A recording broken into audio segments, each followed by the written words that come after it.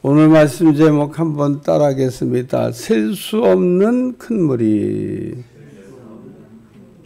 그 줄에 보니까 2일 후에 내가 보니 각 나라와 족속과 백성과 방언과 아무도 능히 셀 수 없는 큰 무리가 나와서 흰옷을 입고 섰다라는 말씀입니다.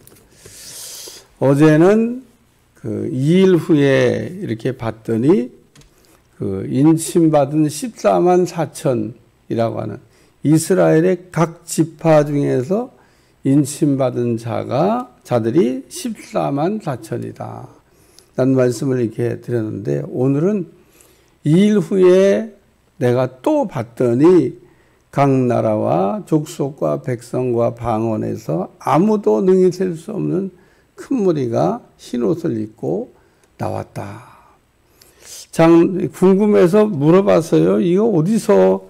장로 중 하나가 응답하여 나에게 이르되 이 흰옷 입은 자들이 누구며 또 어디서 왔느냐? 내가 말하기를 내 주여 당신이 아시나이다 했더니 큰 환난 가운데서 어린 양의 피에 그 옷을 씻어 시기한 자들이 나왔다. 이런 말씀입니다. 어제 그 읽은 말씀과 오늘 읽은 말씀은 이어져 가는 말씀입니다. 오늘 그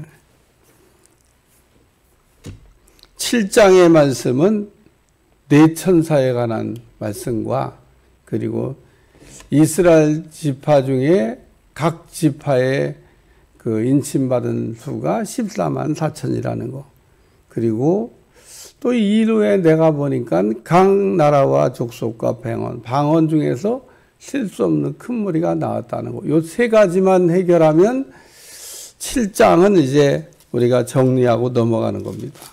계시록은 앞뒤와 이렇게 연결되어 있지만 어쨌든 각 장에서 핵심이 뭐냐라고 하는 거를 요번 계시록 제가 설명하면서는 이렇게 먼저 정리하고 가는데, 7장은 어쨌든 네 천사가 네 바람을 잡고 있다. 만약에 놓으면 어떻게 되는 거죠? 놓으면 이제 난리가 나는 거죠. 그러니까 그게 난리가 나기 전에 그 난리가 난다 그러니까 또 상상할까봐 하나님의 이제 진노가 내려오는 겁니다. 뒤에 보면 나팔 소리와 함께 우리 주님 오실 때 구원하려고 오시는 게 아니에요. 네 바람을 불어가지고 큰 대접재앙에 집어넣으려고 오시는 거죠. 여기 그래서 이 7장을 해석하는데 그 해석하기 위해서 꼭 머릿속에 담고 가야 될 성경 구절 6장 16절 17절, 여기 땅의 임금과 왕족과 장군들과 부자와 강한 자와 모든 종과 자유인들이 굴과 산들의 바위를 숨어 산들과 바다 바위에게 말하대요. 우리 위에 떨어져 보좌에 앉으신 이의 얼굴에서와 그 어린 양의 진노에서 우리를 가리라. 무서워요? 무섭다는 얘기를 하는 겁니다. 우리가 가끔 이렇게 안 보인다 그래서 이렇게 손바닥으로 가리면은 그게 안 보여지는 겁니까? 우리가 손바닥으로 이 작은 손바닥으로 가려지는 게 아닌데 어떻게 하든지 가려보려고. 어쨌든 그들의 진노의 큰 날이 이르렀으니, 아직 왔다는 얘기는 아니에요. 올 거란 예고편을 하고 있는 거죠. 누가 능히 서리요? 야, 이거 진노의 큰 날을 피해가야 되겠는데, 6월절 어린 양 하나님의 진노를 피해가야 될 터인데, 어떻게 구약의 그 이스라엘 백성들이 애굽에서 하나님의 진노가 내려올 때 피했냐? 문설주 좌우인방에 어린 양의 피를 발랐더니 하나님의 진노가 유월했다. 성경의 모든 원리는요 똑같습니다. 그러니까 그때도 하나님의 진노가 내려올 때 마귀의 진노가 아니에요. 하나님의 진노지. 하나님이 애굽 땅에다가 그냥 진노를 쏟아 부으셨는데 무서운 진노가 내려왔습니다. 장자의 재앙이라고 하는 짐승의 첫 새끼든 사람의 첫 새끼든 다 죽이는 그 재앙이 내려왔는데 그 재앙을 피한 사람이 있습니다. 어떻게 피했냐? 문설주 좌우인방에 어린 양의 피를 바른 사람들은 그 하나님의 진노가 그냥 6월 이렇게 넘어갔어요.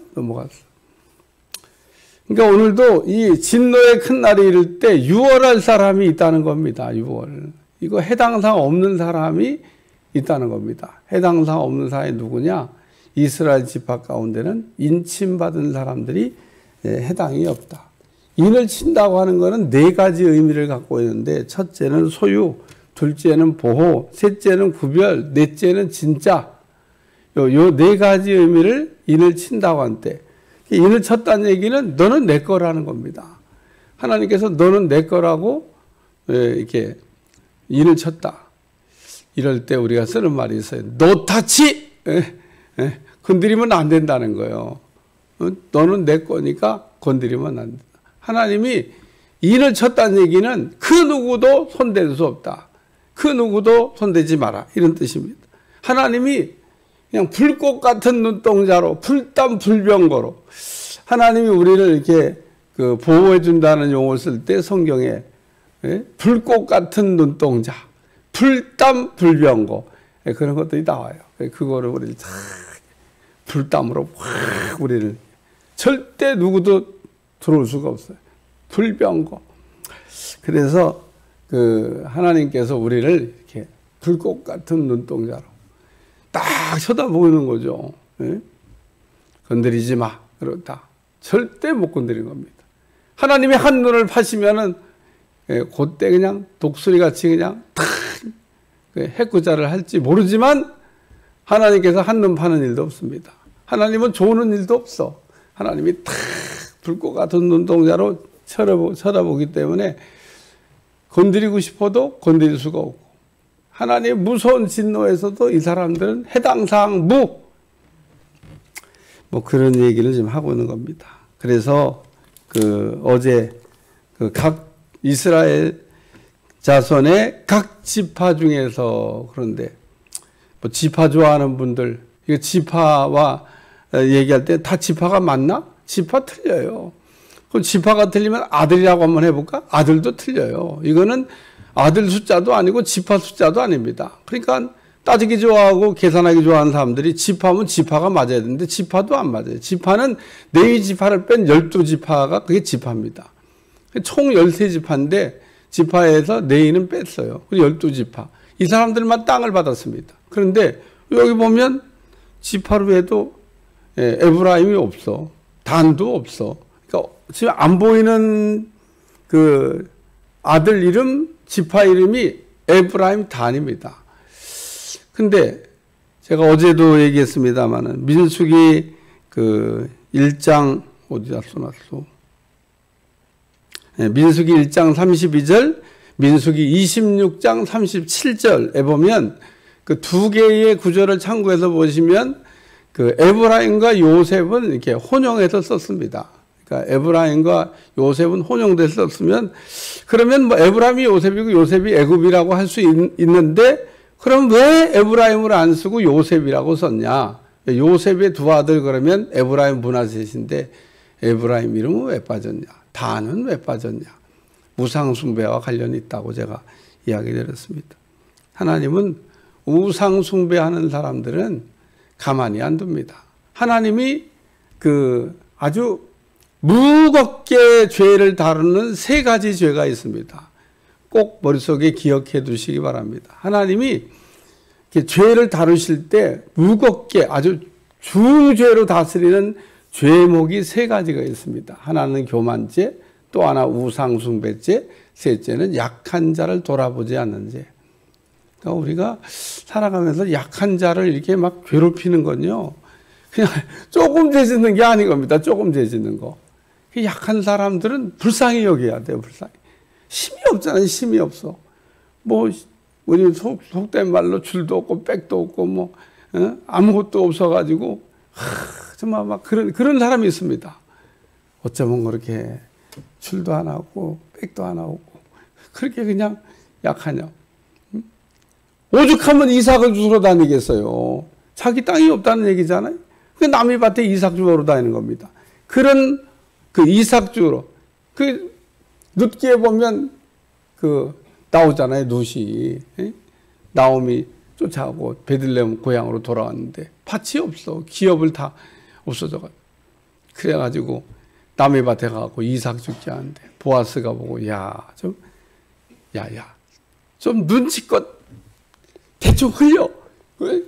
종들한테 아주 오달 준 겁니다.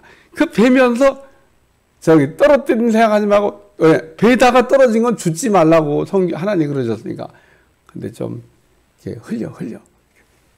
주인이 흘리니까 막 그래가지고 룻이 잔뜩 곡식을 구해가지고 시어머니가 깜짝 놀래고 야, 너 어떻게 밭에 나가서 이렇게 많이 주워 왔냐. 보아스가 이쁘게 봐가지고 종들한테 이삭을 좀 흘려라. 흘린 건 줍지 말라고, 거두지 말라고. 어쨌든 그 약한 자를 이렇게 돌아보는 거. 하나님이 아주 귀하게 여기는 거죠. 교만. 아주 교만이, 그러니까 인간이 죄를 짓는 거에 모든 밑바닥에는 교만이 들어 있습니다. 그러니까 죄를 졌다, 교만했다. 교만했다, 죄를 졌다. 그러니까 하나님이 겸손하라고 한 얘기가 참 우리가 겸손이 참 쉬우면서도 쉽지 않은 겁니다. 자, 그래서 여기 이스라엘 지파 중에서 인침받은 사람이 14만 4천. 여기서 물음표가 하나 이렇게 던져져요. 무슨 물음표가 던져졌냐면 어떻게 이렇게 지파 중에 하지양 하나님은 인치는 사람을 똑같이 1만 2천, 1만 2천, 1만 2천 이렇게 각 지파 중에 똑같이 했을까? 이건 좀 물음표가 되잖아요. 그러니까 정당하게 궁금하다. 이건 좀 어떻게 다 똑같이 사람이 이렇게 차별도 없이 이렇게 다. 잘 생각해 보면요, 답은 다 있습니다. 그 하나님께서 여전히 진노의 큰 날이 이르렀으니 누가 능히 서리요 보호받을 자들을 이렇게 쳤는데 인침받아야 된다는 얘기를 말씀하는 거이기도 하고 또 인침받을 자가 이렇게 고르게 있다는 얘기도 하시는 거고 어쨌든 인을 받는 게 중요한 말씀입니다. 그 다음에 2일 후에 제가 오늘 말씀인데 이게 지금 7장에 요한이 본 환상이 2번 나왔다고 얘기하고 환상이 바뀌었어요. 우리는 그냥 성경의 장으로 이어가지만 지금 보면 동그라미도 어제 제가 처음 얘기했 동그라미도 이게 지금 보면 따르게 이렇게 구별되어 있고 2일 후에도 2번이 이렇게 되어져 있습니다. 그러니까 오늘 본문의 말씀 볼 때 2일 후에 그러니까 네 천사가 네 모퉁이에서 그 바람을 붙잡고 있는 걸 받고 이스라엘 지파 중에 14만 4천 인친 거를 보고 난 후에 다시 또 요한이 봤더니 이번에는 각 나라와 족속과 백성과 방언 아무도 능히 될 수 없는 큰 무리가 나왔다. 우리가 요한계시록을 읽으면서 이게 누구한테 보낸 편지지? 누가 받은 편지지? 보낸 사람이 분명하고요. 받은 사람이 분명합니다.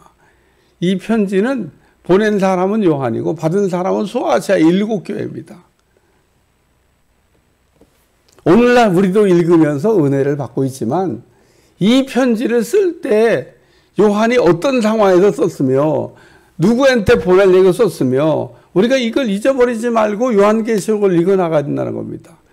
요한이 이걸 쓸 때는요, 도미치안이라고 하는 황제 밑에서 큰 박해, 어려움을 겪던 시대에 썼던 서신이고, 그리고 요한이 소아시아 7교회 보내기 위해서 썼던 서신이다는 겁니다. 그러면 바다 읽는 사람들이 누구의 대상자가 소아시아에 있던 유대인들입니다. 믿는 자들입니다. 구약 성경도 그렇고 신약 성경도 그렇고 하나님은 유대인들의 하나님인가? 유대인만 구원하시나? 아닙니다. 하나님은 유대인만 구원하지 않습니다. 그렇게 성경에 쓰여져 있지가 않습니다. 구약도 다시 자세히 보면 하나님은 모든 사람에게 구원의 문을 열어놓고 있다고 하는 것을 알 수 있습니다. 그러니까 신약 성경에 누구든지 주의 이름을 부르는 자는 구원을 받으리라. 그럴 때 그 누구든지란 말이 유대인만이다라고 얘기하면 만약에 제가 그렇게 해석한다고 그러면 여러분 자다가도 눈이 번쩍, 누구든지가 유대인들만이야. 근데 유대인들은 아마 그렇게 생각할 수 있습니다. 누구든지 주의 이름을 부르는 자, 이거 유대인들만 얘기하는 거야. 유대인들 가운데 누구든지. 그렇게 얘기하면 아닌데, 그거 아닌데. 우리도 거기에 해당되는데 우리 이방인들도 거기 들어갈 수 있어. 우린 이방인이지 유대인이 아닙니다. 만약에 이방인이 구원을 못 받는다 그러면 사도 바울의 복음 전도는 헛겁니다. 헛일한 거예요. 그 뭐하러 복음 전도하러 다닙니까? 어차피 유대인들만 구원받을 건데. 하나님은 유대인의 하나님인데.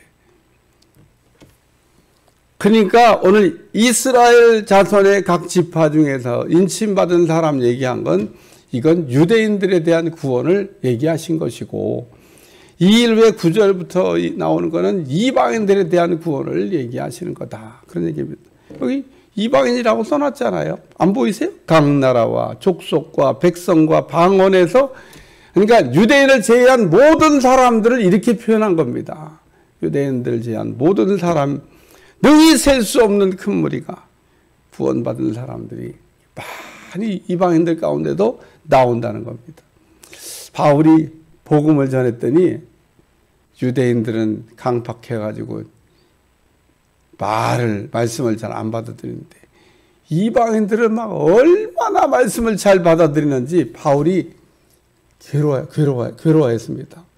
내 동족은 이렇게 복음에 대해서 이렇게 거부를 하는데 어째 이방인들은 이렇게 복음을 잘 받아들이냐.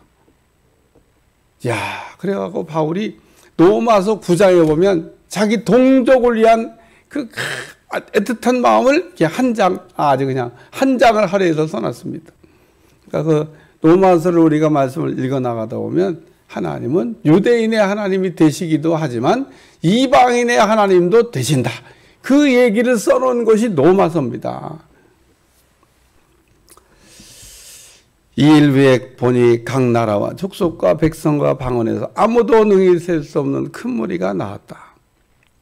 어쨌든 이 14만 4천이라고 하는 이 말씀이 이제 뒤로 넘기다 보면 계시록 14장 1절에서 5절까지도 이 14만 4천이 한 번 더 나와요. 한 번 더 나오는 건 아니고 거기 아주 길게 한 번 나옵니다. 길게. 여기 14장 1절에서 5절까지 보면 이 14만 4천이라고 하는 이 사람들에 대해서 길게 한번 이야기를 해요. 14장 1절에서 5절. 나중에 거기도 한번 더 하겠습니다만은 거기에 그렇게 길게 14만 4천에 대한 이야기를 또 다루고 있다. 아시고, 오늘 말씀의 핵심 포인트는 첫째는 흰옷을 입은 자입니다. 흰옷을.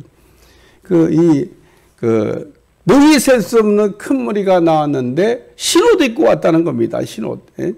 흰옷을 입고 손에 종려가지를 들고 보좌과 어린이 앞에 서서 큰 소리로 외쳐 이르되, 그러면서 구원하심이 보좌에 앉으신 우리 하나님과 어린 양에게 있도다. 우리가 어떻게 구원받았냐? 보좌에 앉으신 우리 하나님과 어린 양을 통해서 구원받았다. 하나님의 은혜로 예수님을 보내주심으로 그 하나님의 은혜와 예수님을 통해서 우리가 구원받았다. 그 얘기를 찬양하고 있는 겁니다. 그러니까 이 흰옷 입은 자가 누구냐? 큰 환난에서 나왔다고 얘기하고 있습니다. 큰 환난에서 나온 자라.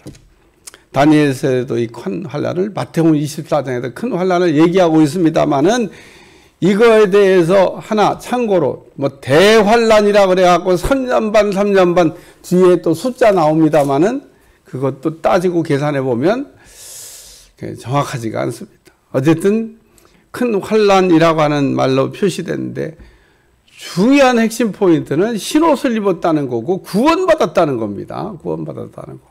자꾸 곁길로 가지 말고 성경이 그냥 말하고 있는 내용을 보면 좋겠는데, 이 흰옷 입은 자에 대해서 어떤 왕이 아들을 위하여 잔치를 이렇게 배설하고 초대했던 사람들을 오라고 그랬어요. 잔치를 열었으니까. 근데 이 사람들이 다 바쁘대. 그냥 사업상 바쁘고 밭에 가서 일하기 바쁘고 그래서 안 온다고 그러는 겁니다. 그러니까 주인이 그래? 그럼 길거리에 가서 아무나 막 그냥 데려다가 이 잔치집을 채워라. 그래가지고 쫙 사람들을 갖다가 잔치집에 채웠는데 채워놓고 보니까 주인이 이제 드디어 다 채웠냐? 다 채웠습니다. 나 주인이 딱 보니까 거기 예복을 입지 않은 그게 흰 옷이에요. 예복을 입지 않은 사람이 거기 하나 있는 겁니다.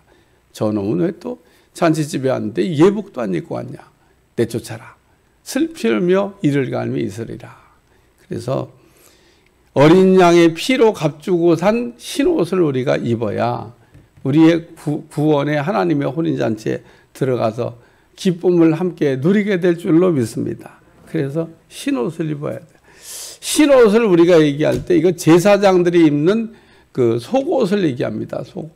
옷은 속옷도 있고 겉옷도 있잖아요. 그 제사장은 이렇게 속에 입는 그 흰옷이 있고 겉에 또 에봇이라고 하는 겉옷을 또 이렇게 입습니다. 요한계시록 읽다 보면 뭐 속옷, 겉옷 이거 자꾸 구별하는데 어쨌든 그 흰옷이라고 하는 걸 우리가 입어야 된다는 거예요. 어린 양의 피를 우리가 힘입어 구원받는다는 거 꼭 기억하시기를 주여 축원합니다. 축원합니다.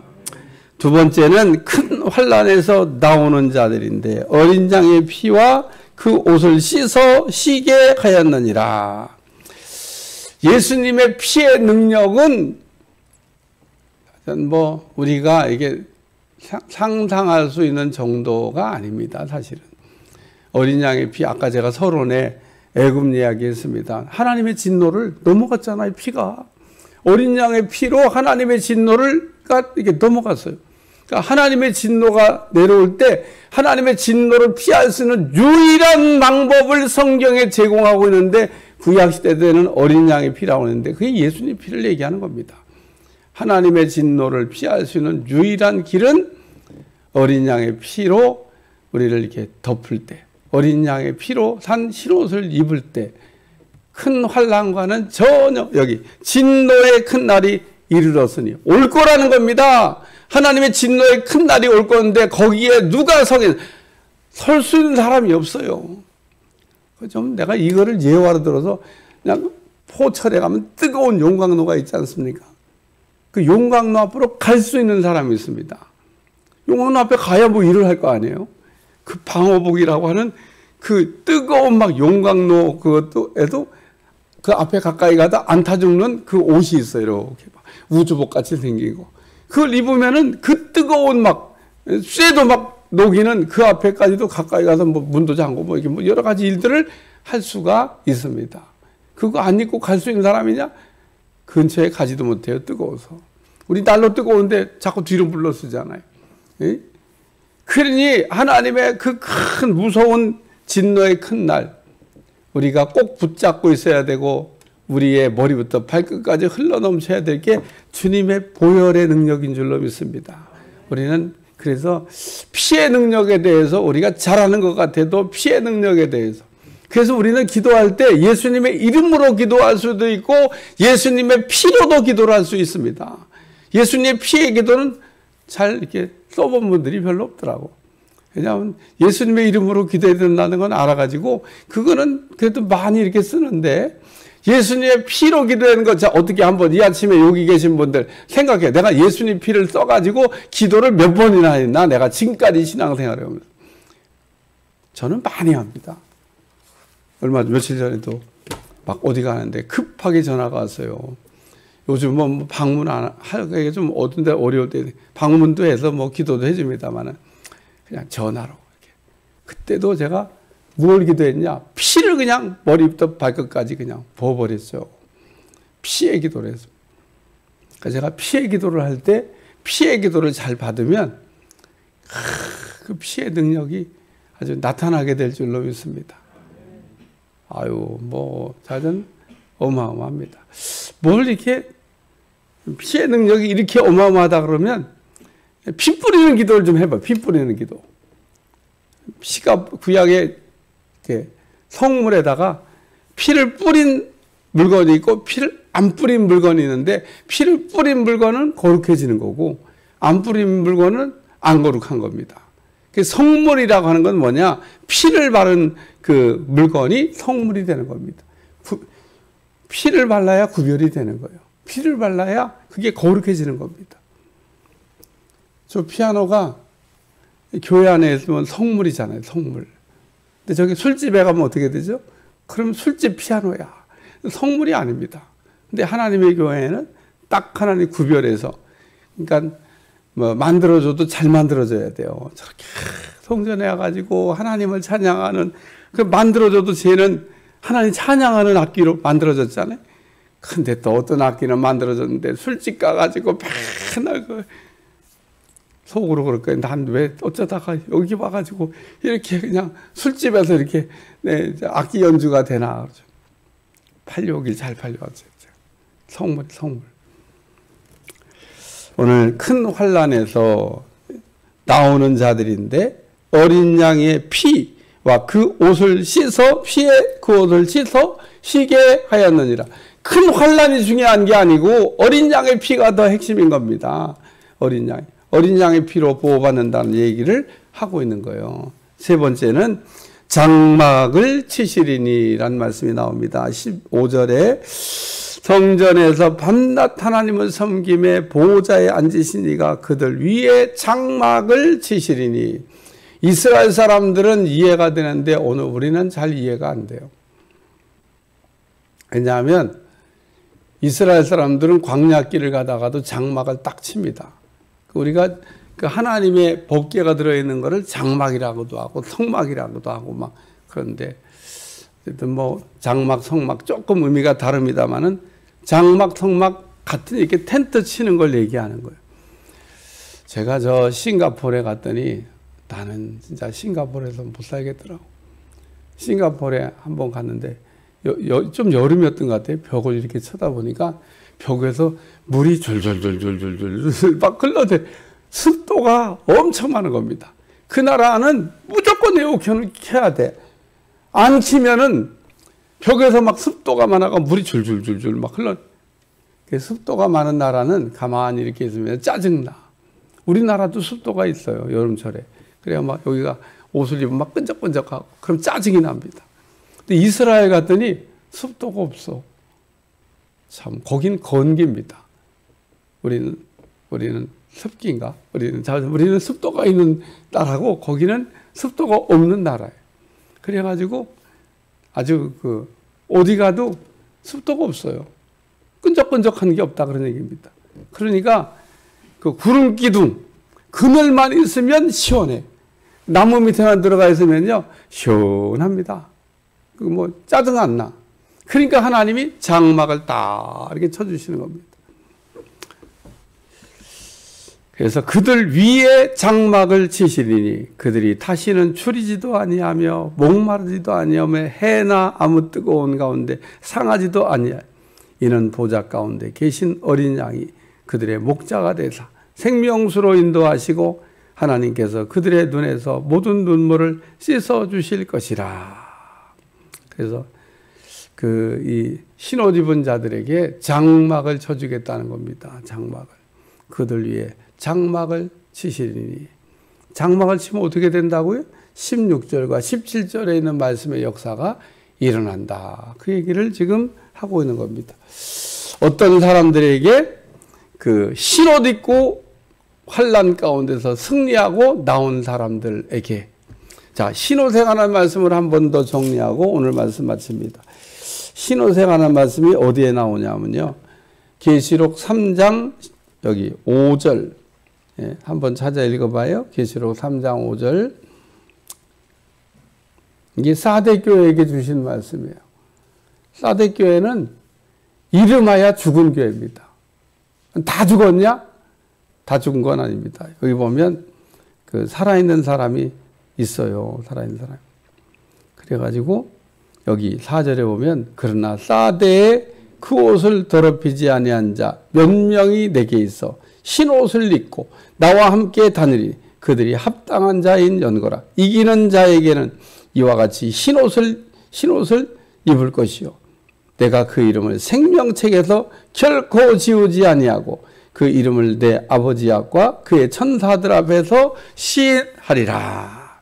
그러면서 이기는 자에게는 흰옷을 입혀준다 그러는데, 사대 교회가 죽은 교회라고 그냥 다 죽었는데, 그래도 다 죽은 교회에도 살아남은 사람이 좀 있었어요. 흰옷 입은 자들이 있다 그런 얘기입니다. 오늘도 여기 말씀에 흰옷 입은 자라고 하는 게 중요한 말씀이고, 큰 환난에서 나온 자들인데 어떻게 큰 환난, 하나님의 진노에서 빠져나왔냐? 어린 양의 피로 보호를 받았다. 그런 사람들에게는 장막을 쳐주신다. 그래서 오늘 이 지금 말씀은 그 마지막 7째 인이 떨어지기 직전에 6째 인까지 오고, 그리고 7째 인이 떨어지기 직전에 요한이 봤던 환상이라는 거. 7째 인이 떨어지면 어떻게 되죠? 나팔 소리가 나겠죠. 그러니까 요한계시록을 큰 그림으로 보면 아주 이렇게 내용이 쉽게 되어 있습니다. 뭐 데살로니가 전서 4장 여기 13절에서 18절에 오면 주님의 강림하심에 대해서도 이야기한 구절이 나옵니다. 그래서 주님이 이렇게 다시 오실 때 어떻게 오시냐라는 얘기를 하는데, 그때 오늘 우리가 하나님의 그 혼인, 그 나팔 소리와 함께 우리 주님이 오신다는 거, 그 얘기를 아주 분명히 하고 있어요. 나팔 소리. 그 나팔 소리와 함께 주님이 오시면 뭐 하시냐? 그러면 이제 대접장이 쏟아지는 거죠. 하나님의 진노가 쏟아진다 그런 얘기입니다. 그거 끝나면 어떻게 되죠? 그 다음에 이제 천년왕국, 새하늘과 새 땅, 이제 하나님 나라가 시작되는 겁니다. 종말론이라고 하는 거는 무슨 그냥 세상이 폭삭망해가지고 없어지는 나라가 얘기하는 게 아니고, 종말론은 하나님께서 이 역사의 주관자가 되시는데 점점 하나님의 나라를 만들어가고 있다는 얘기가 종말론입니다. 종말론과 비슷한 말세론도 있는데 세상이 아주 끝나간다, 끝장나간다, 뭐 그런 표현인데, 종말론, 이게 무슨 얘기냐? 하나님의 나라가 완성되어 가고 있다는 얘기입니다. 오늘도 하나님께서 그러므로 계속 하나님의 시간표에서 흘러가고 있는데 잘 준비되어 있는, 깨어있는 성도들이 되시기를 주님 축원합니다. 축원합니다. 내일은 이제 8장 말씀을 우리가 생각할 때, 뭐 8장과 9장은 이어지면서 나팔 소리 나는 이야기입니다. 그러니까 왜 9장을 얘기했냐면 나팔이 9장까지 계속 가요. 그러니까 제가 그 6째 나팔, 7째 나팔까지 부르야 되는데, 이게 8장과 9장의 나팔 소리가 6번 나는 거. 4번째까지 8장에 나고요. 5번째, 6번째 9장에서 납니다. 나팔 소리가. 그러니까 나팔 소리가 총 7번 나는데 그 6번째까지가 그 8, 9장에 나온다는 거. 그러니까 8, 9장은 뭐만 해결하면 돼요? 나팔 소리만 해결하면 돼요. 나팔 소리만. 나팔 6번 분 것만 정리하면, 그러면 뭐 또 8, 9장은 이제 끝나게 되는 겁니다. 집에서 한번 읽어보시고, 이것도 뭐 2장만, 더 읽을 것도 없어요. 더 읽어야, 뭐 읽어도 어떤 때 이해하기 어려우니까 8장, 9장만 읽고, 이제 8장, 9장까지 갈 때까지. 그 다음에 이제 8장, 9장 끝나면, 그 다음에 이제 10장 제가 읽으라고 그러겠죠. 10장, 10장, 11장, 뭐, 그 다음에 넘어가면 11장 하반에서 7째 나팔 소리가 나옵니다. 드디어 나팔이 끝나. 어쨌든, 그러면 이제 11장까지 가는 겁니다. 거기까지 가면 굉장히 중요한 이야기가 다, 일단 기본적인 거는 정리가 된 겁니다. 꼭 잘 이렇게 나팔 소리, 6번 나팔 소리, 7번째까지 보여야 되는데 8, 9장에 나온다는 거. 나팔 부는 얘기를 내일부터 이제 할 텐데, 어쨌든 나팔에 관한 이야기 좀 읽고 어떻게 목사님이 또 설명을 해주나 잘 듣는 여러분들이 꼭 되시기를 바랍니다. 하나님 계시록의 말씀을 우리가 잘 듣고 깨달아서 마지막 때에 주님 오실 날 잘 준비하는 성도들이 되게 도와주시고 깨어있는 종들이 다 되게 하여 주옵소서. 예수님의 이름으로 간절히 기도하옵나이다. 아멘.